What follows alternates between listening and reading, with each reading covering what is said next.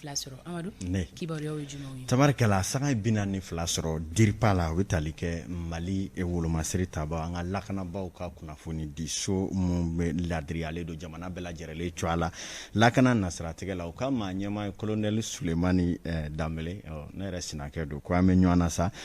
an bɛna don an ka bi sɔgɔmada in na bakurubaw kɔnɔna la o bɛna tali kɛ fɛn min na o ye minisiri ɲɛmaa Dr Choguel Kokala Mayiga sisan dani nɔ a bɛna taa wasadenw ɲɛkɔrɔ a ko bɛ cogo di tubabu b'a fɔ min ma ko yala éléphant annoncé arrivé avec un pied cassé wa an ye ɲinini minnu kɛ surɔ maaw b'a la ka ko bila minɛ min kɔnɔ caman bɛna fɔ i jigi kɔ a ko la an bɛna kuma a kan sisan dani nɔ an ka don kibaru ale kɛnɛ kanan na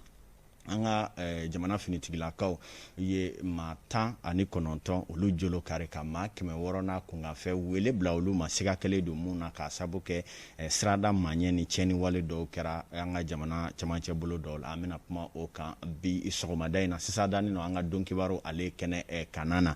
ka fara o kan kiri nasiratigɛ la an y'a fɔ kabi waati ja ko Bakari Togola kunga kɔrɔfɔ a n'a jɛw ko a ko ni ba ni cɛ ka ja iko jɛgɛjala ni baji sabula jamana minisiri min ɲɛsinen kiri ko ma waati tɛmɛna ale yɛrɛ de ye bataki bɔ ko ka sɛgɛsɛgɛli kɛ ko kiri min kɛra sababu ye ka Bakari Togola n'a jɛw labila ko dibidibi dɔw bɛ a jukɔrɔ kama kuru dasisi jaabi kura dɔw bɔra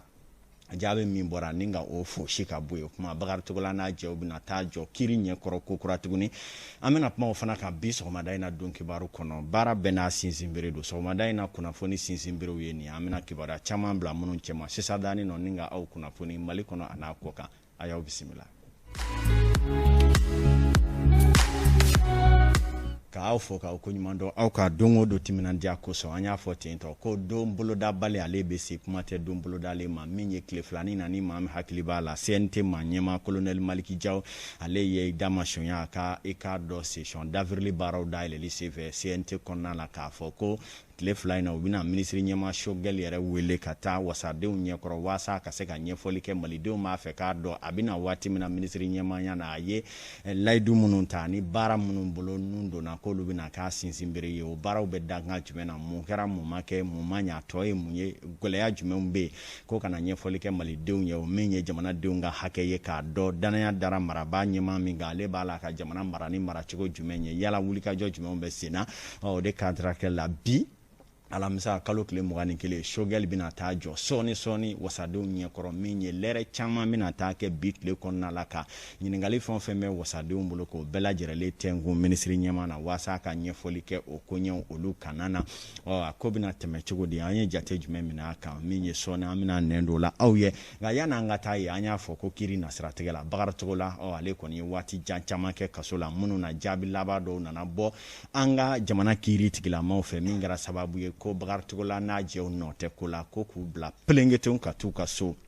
ko in kuma cayara kosɛbɛ a ma sɔrɔla k'a fɔ miliyari caman fara waati tɛmɛnenw na k'a fɔ olu ɲɛma tununa o kuma ko bila ten ka bɔ fɛn wulubɔnda fɛ maliden y'i yɛrɛ ɲininka la o kama minisiri min ɲɛsinnen kiri ko ma ale yɛrɛ ye danganayaw di k'a fɔ ko dibidibi dɔw bɛ ko ninnu jukɔrɔ u ka jate la ko nka sɛgɛsɛgɛliw ka dayɛlɛ sɛgɛsɛgɛli minnu b'a to kiri jɛkulu minnu maa minnu sigira k'a kɛ sababu ye ka Bakari Togola ka kiri kɔlatigɛ ka jalatigɛ jaabiw bɔ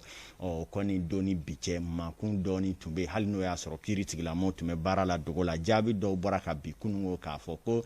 min ye kiri jaabi mun kɛra sababu ye ko Bakari Togola n'a jɛw kana bila la ko kɔni kɛra gansankolon ye kuma kiri kura ninnu bɛ don tuguni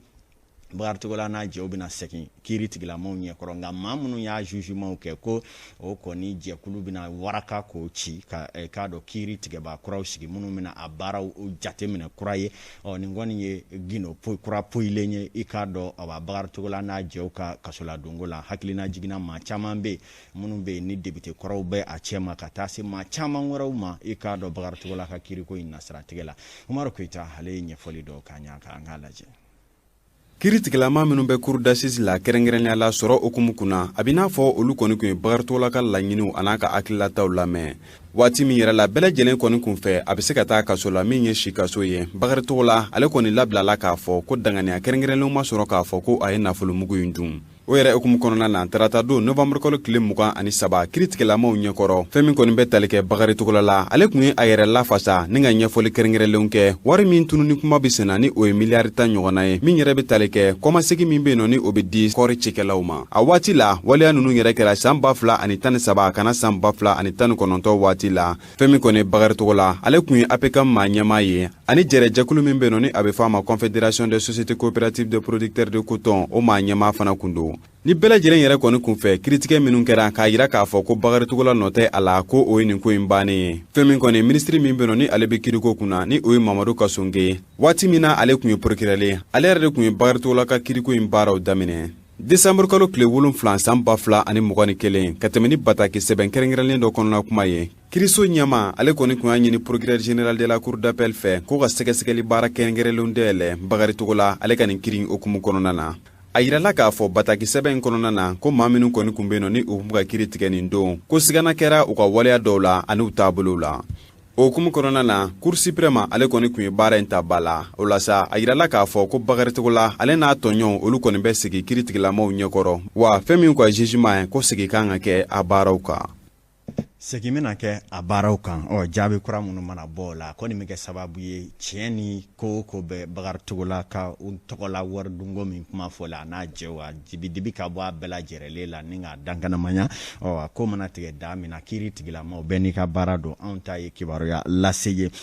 finitigilakaw ka gun kan a ma dogo maa na k'a fɔ minɛn kuraw b'a la ka na i n'a fɔ misaliya b'a la ka jira don o don o tɛ dalafɔ ye o bɛ ye sabula min ye Mali pankuru jigin kɛnɛ kan pankuru caman b'a la ka jigin minɛnw na hélicoptère ka taa se kɛlɛkɛminɛn ma minnu bɛ se ka da kɛnɛ kan ani minnu bɛ se ka to gindo la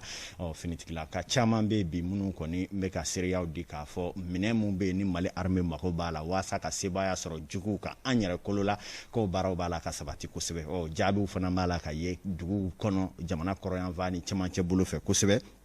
tile filanin na fana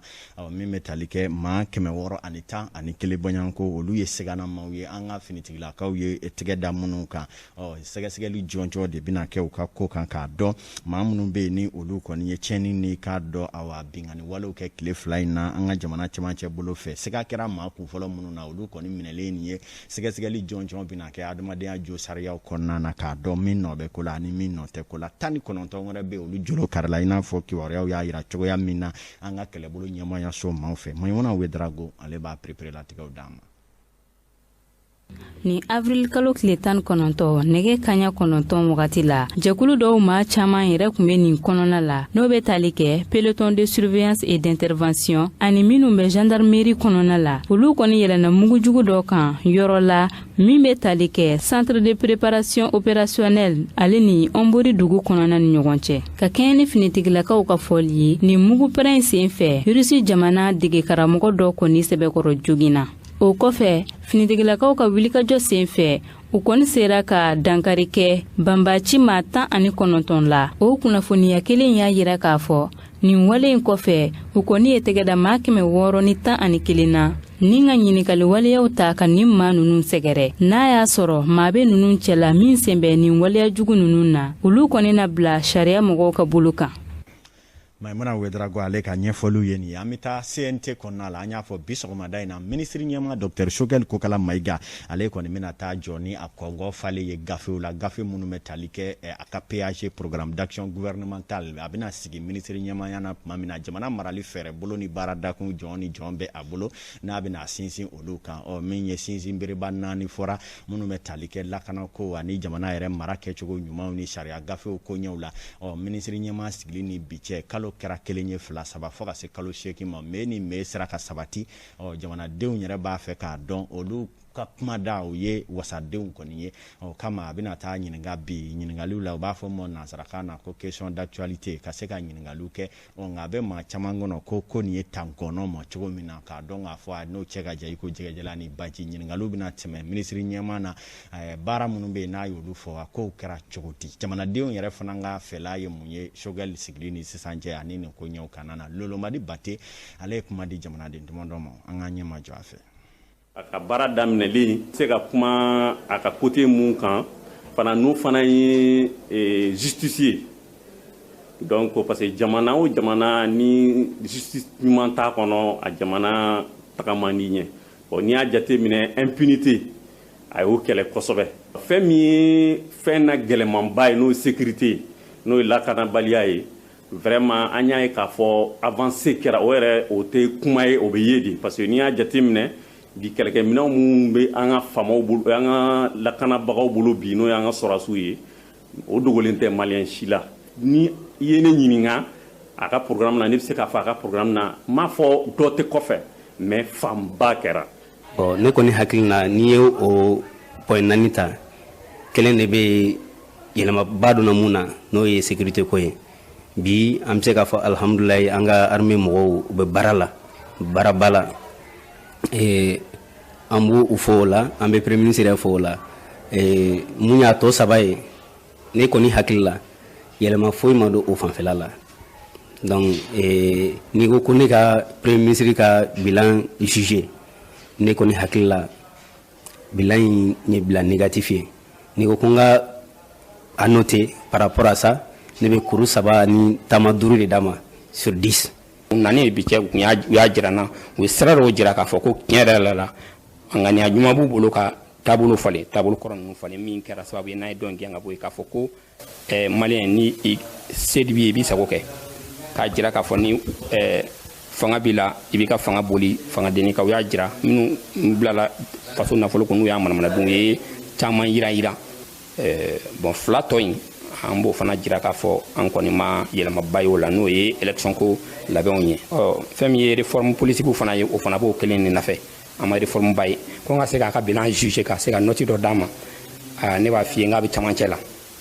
donc 20 sara la ka se 11 ɲɔgɔnna ma ne b'o d'a ma. tabarikala min ye jamanaden damadɔ olu ka hakilinaw tun bɛ tali kɛ ninnu na kibaruyaw ni ŋunuŋunukanw bɛ k'a jira k'a fɔ min ye i k'a dɔn awa CEDEAO ka délégation dɔ k'o kan ka bisimila an ka jamana kɔnɔ bi tile kɔnɔna la kuma nin kɔni bɛɛ lajɛlen b'a la k'i ta fɔ a ko kɔnɔ bi tile kɔnɔ ni kibaruya minnu bɔra a la renouveau ye ɲininiw daminɛ ka ban minnu kɔni ye i k'a dɔn jateminɛ dɔw kɛ délégation naliko kuma kan a kibaruyaw bɛna di aw ma an ka sufɛ kibaruyaw olu o kɔnɔna na min ye conseil des ministres kɛra kunungo jaabi dɔw bɔra ka ban min ye maire minnu bɛ yen ni o kɛlen don san caman u b'a la k'u ka commune pɔcɔ ka nafolo bɛɛ lajɛlen halaki u yɛrɛ ka nafa kama min ye k'a dɔn k'a fɔ awa Segu sira la k'a dɔn